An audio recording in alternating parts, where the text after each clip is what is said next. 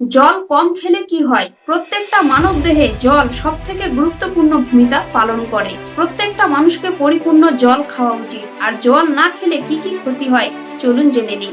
1 number, শ্বাসকষ্ট। 2, রক্ত শূন্য হয়ে যায়। 3, প্রস্রাবে জ্বালা করে এবং প্রস্রাব কমে যায়। হার্ট অ্যাটাকের সম্ভাবনা বেড়ে যায়। রক্তের উচ্চচাপ বেড়ে যায়। মাথা ব্যথা করে এবং মুখের দুর্গন্ধ হয়।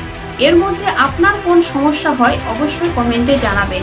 জল খাওয়ার কিছু কিছু সঠিক নিয়ম রয়েছে। সেই নিয়ম অনুযায়ী জল না খেলে শরীরে বিভিন্ন রকম রোগের সৃষ্টি হয়। যেমন পেটে পাথর হয়ে যায়, লিভার নষ্ট হয়ে যায়, হজম শক্তি ক্ষমতা কমে যায়, হার্টের রোগ হয় এবং কিডনি ফেল হয়ে যায় এবং গলব্লাডারে পাথর হওয়ারও সম্ভাবনা থাকে। খাওয়ার সাথে সাথে জল খেলে শরীরে ফ্যাট হয় এবং লিভার ডাউন হয়ে যায়।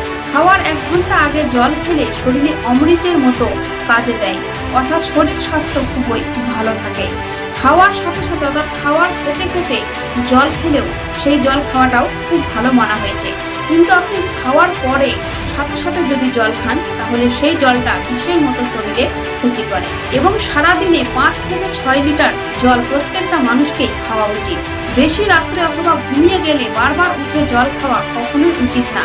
এতে করে শরীরে নানান রকম রোগের সৃষ্টি হয়। দাঁড় হয়ে জল খাওয়া উচিত না। এতে করে হার্টের এবং কিডনির রোগ হয়। আপনি কতটা পরিমাণে এবং কিভাবে জল খান অবশ্যই কমেন্টে জানাবেন। সাথে থাকবেন। ধন্যবাদ।